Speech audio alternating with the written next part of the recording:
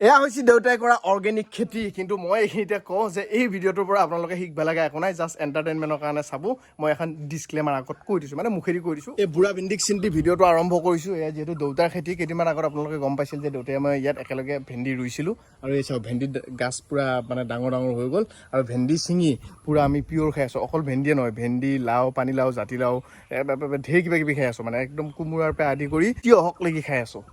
সুন্দৰ খেতি দেউতাৰ খেতি না আৰু লোকেল খেতি আৰু যিহেতু বিয়া আহি পেলাই বিয়া আয়োজন খুব ধুনীয়াকৈ চলি আছে লাহে লাহে ফুলনিখন বনাম বুলি বনাবই পৰা নাই কিন্তু ফুল ধুনীয়াকৈ ফুলি আছে গোলাপ ফুলছি বগা ফুল ফুলছি ধুনীয়াকৈ ফুল ফুলিছি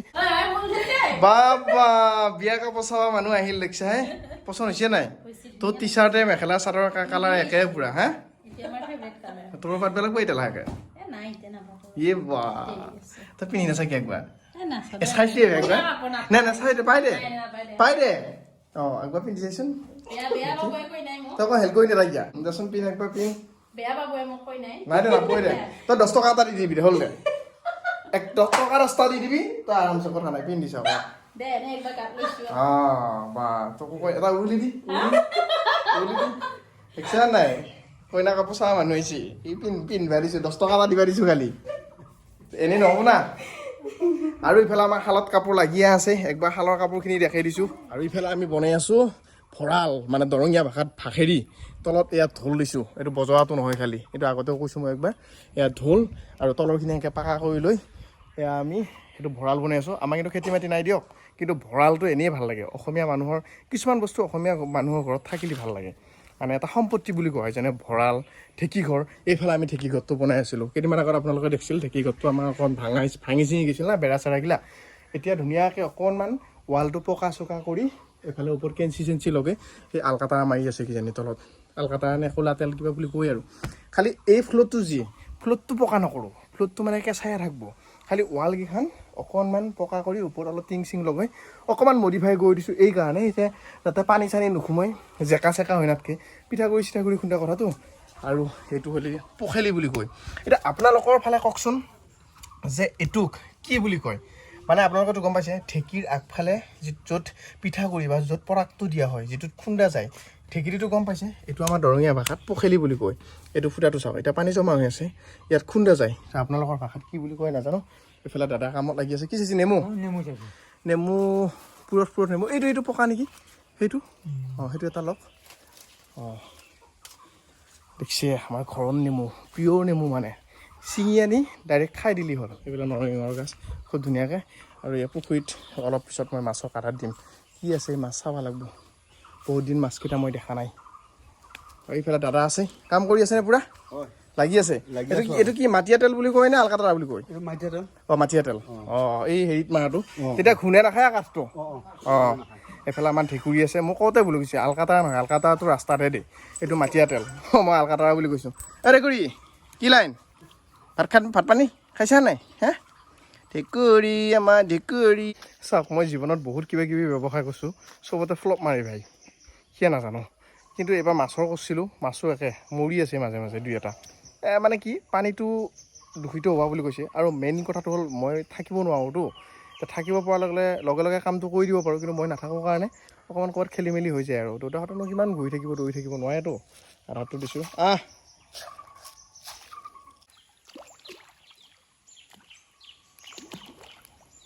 আহিছে খা বাছত খা এতিয়া ভাত খাম এয়া কলডিল ভাজা এয়া সৰু মাছ ভাজা এয়া হ'ল ঘৰৰ ভেন্দি এয়া হ'ল ঘৰৰ চন্দা মাছ আৰু ভাত দেউতাই খাই আছে পূৰা নে ঠিকে আছেনে টেষ্টি হৈছে এয়া ঘৰৰ জ্বলা তাৰমানে ঘৰত আহিলে সেইটোৱে ভাল লাগে 90% পূৰা ঘৰৰ হৈ যায় এই চাওক ধুনীয়াকৈ মাদাৰ আৰু কি আছে আইটেম দালি মচুৰৰ দালি খাই দিওঁ ল'ৰাটোৱে দুটা বা আদা দি জাল দিছে অঁ মই নিচিলা মাছ খাই ভাল পাওঁ এতিয়া ভাজা মাছ এয়া চৰুত খাৱা বুলি কয় দৰঙীয়া ভাষাত চৰুত খাৱা মই কোনখন আমাৰ এই ভঁৰালটো এই জেগাটোত আছিল আমি অলপ খালী কৰিছোঁ মানে ইয়াৰ পৰা এই বেলগছডাল আছিল এই বেলগছৰ মানে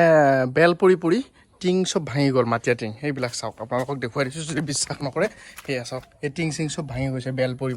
এইবিলাক মই বাটেনি মাৰি মই থৈ দিছিলোঁ এতিয়া কি কৰিছোঁ এতিয়া তালৈকে ভঁৰালটো গ'ল এই জেগাখিনি ফ্ৰী হ'ব আৰু এই জেগাখিনিত মানে অকণমান ডেক'ৰেশ্যন কৰি বিয়াৰ দিনা কইনা বহিব মানে কইনা থকা জেগা এইখিনি ইয়াত সুন্দৰকৈ উলিয়াই দিছোঁ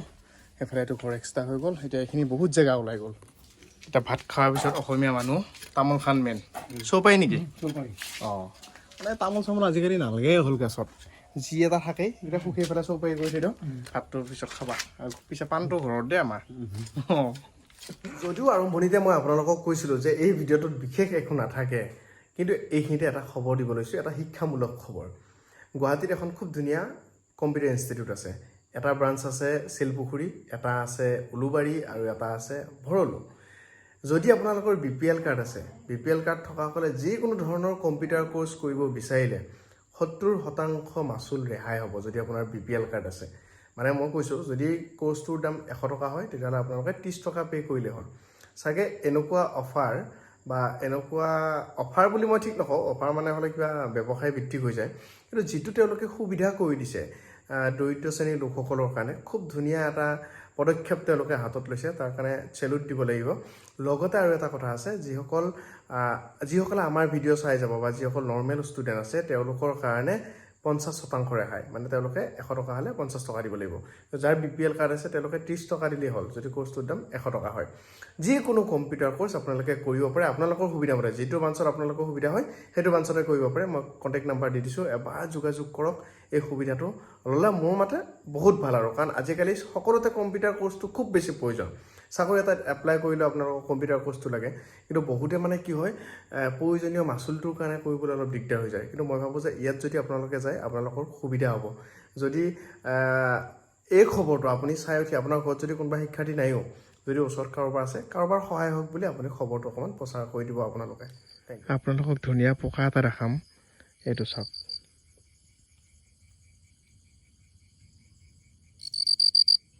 শব্দটো শুনক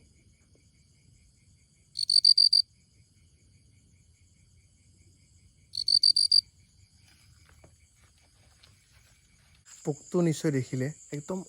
ইমানটোমান পোক মানে সৰু পোক বহুত ডাঙৰ পোক নহয় কিন্তু শব্দটো বহুত দূৰলৈকে যায় আৰু বিৰাট পিয়ৰ শব্দ আৰু ৰাতি সাধাৰণতে ওলায় দিনততো ইহঁতৰ হাল্লা উল্লা নাই দিনত পূৰা ঘুমে থাকে ৰাতি ওলাই আহে আৰু থাইলেণ্ডত যেতিয়া মই গৈছিলোঁ এনেকুৱা পোকাগিলাকে ভাজি প্লেটত থৈ দিয়ে 100 ভাত 250 টকা এইখিনিতে মই আপোনালোকক আৰু এটা বস্তু দেখাওঁ মানে আমাৰ ঘৰত কিছুমান বস্তু আছে যেনে এইখন মৌ বাহ মানে মৌটো সকলোৱে গমেই পায় আমাৰ চবেতো খাই আনা মৌটো এয়া মৌ বাহ এনেকুৱা ঠাকবিলাক থাকে ইয়াত এনেকুৱাকৈ ঠাকবিলাক থাকে আৰু ইয়াতে চাক বান্ধে এইবিলাকৰ মাজে এয়া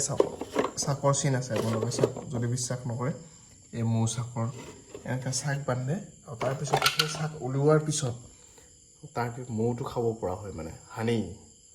এইটো আছিল কিন্তু আমাৰ মৌ মানে এটা ৰাণী থাকে না ৰাণীটো উৰি গ'ল আৰু ৰাণীটো যেতিয়া উৰাই যায় তেতিয়াহ'লে বেলেগ লগৰবিলাক নাথাকে আৰু ৰাণী নাথাকিলে কাম নাই ৰাণীয়ে মেইন এতিয়া কথাটো হ'ল কি 4-5 দিনমানৰ কাৰণে মই ঘৰত আহিছোঁ বিয়াৰ ব্যস্ততা সকলোৱে গম পায় বিয়া পাতা মানুহে গম পায় দেই নাপাতা মানুহে গম নাপায় বিয়াৰ ব্যস্ততা কিমান উৎ যাব লাগে ত'ত যাব লাগে ইটো আনিব লাগে সিটো আনিব লাগে দাবি থাক খালি ভাই দাবি থাক গাড়ীত তেল ভৰোঁ আৰু দাউৰোঁ গতিকে এইদিন ব্যস্ততা মোৰ বহুত গতিকে অকণমান গাঁৱৰ ভিডিঅ' দিম মানে বহুত দিন কমেণ্টো দি আছিল যে আপুনি বাহিৰত ফুৰি আহিল ক'ৰবাত ফুৰি আহিল অকণমান গাঁৱৰ ভিডিঅ' দিয়ক গাঁৱৰ ভিডিঅ' মানে গাঁৱৰ পৰিৱেশ চাই মানুহে ভাল পায় মই যি বুজিলোঁ মানে গাঁৱৰ ভিডিঅ'বিলাকত নিজক ৰিলেটেড কৰিব পাৰে আৰু যিমান যি নহওক মই গম পাওঁ যে প্ৰায় অসমৰ 80% বা 70% মানুহৰ শৈশৱটো গাঁৱৰ পৰাই হয় আৰম্ভণি হয় গতিকে বিভিন্ন কামত টাউন চাউনত থাকে যদিও গাঁৱতে আৰম্ভণি হয় না গতিকে গাঁৱৰ পৰিৱেশটো অকণমান চাব ইচ্ছা কৰে গতিকে এইখিনি অকণমান গাঁৱৰ ভিডিঅ' দেখুৱাম গাঁৱৰ পৰিৱেশ দেখুৱাম চাব বেয়া নাপাব ডাইৰেক্ট নধৰিব ভাত বাচ্ছা এই ৰুটি কোনে খাব কিয়া লঘোণ বাপা চোৱাৰ লঘোণ নেকি হে কিন্তু নিয়ম এইগিলা শেষত সকলোকে এটা ভাল খবৰ দিওঁ মই যিহেতু দৰঙৰ যুৱক মঙলদৈ যুৱক অহা 16, 17, 18 তাৰিখে দৰং জিলাৰ ঐতিহাসিক খটৰাহাটত হ'বলৈ গৈ আছে পাছতি উৎসৱ, এখন মেলা, বহুত ডাঙৰ মেলা, লাখ লাখ মানুহৰ ভিৰ হ'ব। থিয়েটাৰো আছে, কি থিয়েটাৰ মাতিছে মই নাজানো, কিবা ডাঙৰ থিয়েটাৰ এখনো মাতিছে, 1 ক্লাছৰ মানে। ভাল হ'ব, আপোনালোক আহক। আৰু খটৰাহাট হৈছে অসমৰ একমাত্ৰ সত্ৰ যিখন সত্ৰত সত্ৰাধিকাৰ নাই। তাত মহন্তসকলে পৰিচালিত কৰে, বহুত ধুনীয়া, বিৰাট ভাল পাব। আপোনালোকে যদি গুগলত চাই খটৰাহাটৰ বিষয়ে এবাৰ চাই ল'ব। আৰু আহক পাছতি উৎসৱত 16, 17, 18 ছেপ্টেম্বৰ।